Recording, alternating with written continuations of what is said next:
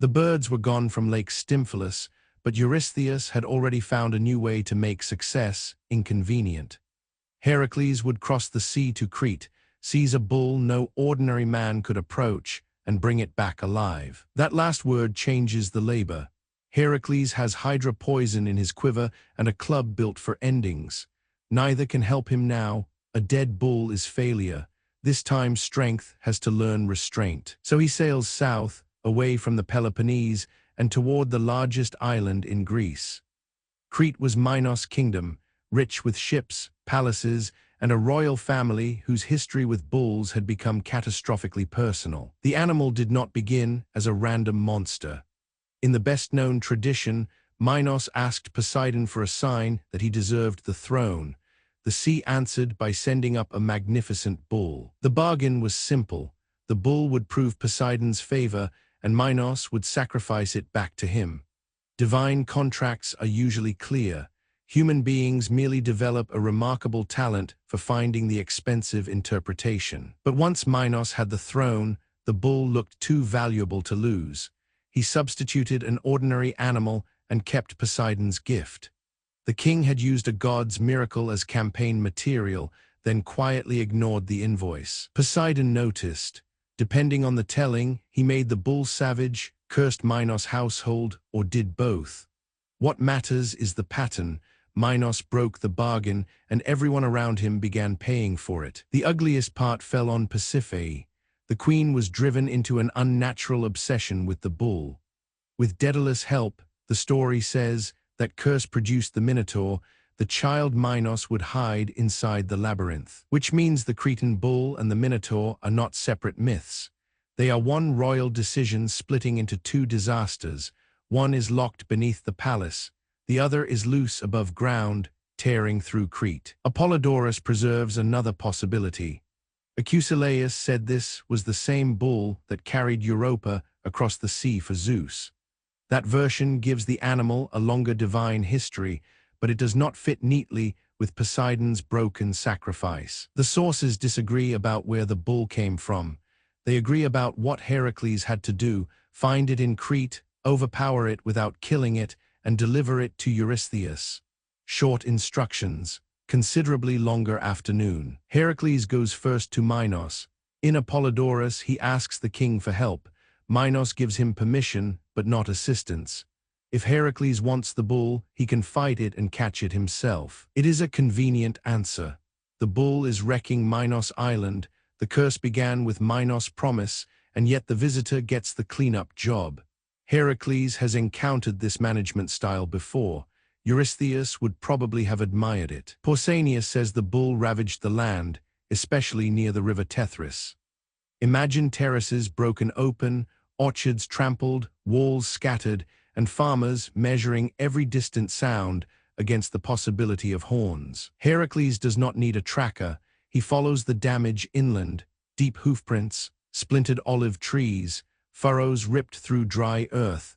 The bull has turned an entire landscape into its warning sign. Then he sees it, white against black volcanic stone, larger than any farm animal has a right to be. It is not ugly. That would make the danger easier. It is beautiful in the way storms are beautiful, right until they reach you. Heracles carries a bow that killed the Stymphalian birds and poison that can end almost any living thing. He leaves both untouched. This labor is capture, not execution, and the difference will be measured in how close he must stand. The bull lowers its head, hooves cut into stone. Then several thousand pounds of divine grievance comes straight at him, carrying Poseidon's anger, Minos' shame, and absolutely no interest in procedural fairness. Heracles waits, too early, and the bull turns with him. Too late, and the seventh labor becomes a very short administrative note. At the final instant, he steps inside the sweep of the horns. His hands clamp around the horns, not to break them, not to throw the animal. He treats them like the handles of a storm, turning its head just enough to steal the straight line from its charge. This is the image ancient artists loved: man and bull locked together, neither hidden behind an army or a weapon. But the important part is not that Heracles is strong enough to hold it. It is that he is controlled enough not to destroy it. The bull twists, Heracles follows. It drives forward. He yields one step, then takes two back. The struggle is not one impossible lift.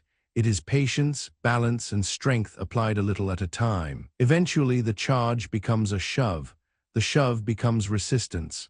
The resistance becomes breath. Heracles keeps his feet until the bull, for the first time since Poseidon's curse began, has nowhere left to spend its rage. He binds it and leads it from the hills alive. Crete watches the impossible animal pass through its roads under the hand of one man.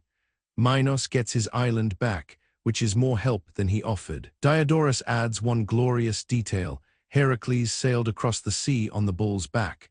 Maybe that means the animal swam with him. Maybe myth decided an ordinary return voyage lacked ambition. Either way, the image refuses to be forgotten. Heracles brings the bull to Eurystheus and shows him the completed labor. The king has his proof, the beast from Crete, alive, restrained, and standing uncomfortably close to the royal furniture. Some later accounts say Eurystheus wanted to sacrifice the bull to Hera. She refused it because the victory would honor Heracles. Even as an offering, the animal carried the wrong man's name. Then comes the decision that makes the labor feel painfully modern. Eurystheus lets the bull go. Heracles has crossed the sea, captured it alive, and delivered it exactly as ordered. The king responds by releasing the problem into Greece. Apollodorus traces its path through Sparta, Arcadia, and across the isthmus. The bull keeps moving, carrying Minos' broken promise far beyond Crete. A local curse becomes a mainland emergency because one king lied and another king shrugged. At last it reaches Marathon in Attica and begins ravaging the countryside there. The Cretan bull becomes the Marathonian bull. Same animal, new name, new victims. Myths rebrand disasters with impressive efficiency. This is where another hero enters. Theseus will confront the bull at Marathon, capture or kill it depending on the telling, and fold Heracles' unfinished labor into his own rise. Long before they meet, their legends are already sharing monsters. The seventh labor is short in the ancient texts, but its chain of consequences is enormous. Minos cannot surrender what belongs to a god. Eurystheus cannot responsibly keep what Heracles delivers. Power fails twice, and ordinary people absorb the damage. Heracles' victory is narrower and better. He does exactly what the labor demands without becoming careless with his strength. No poison, no club, no dead animal.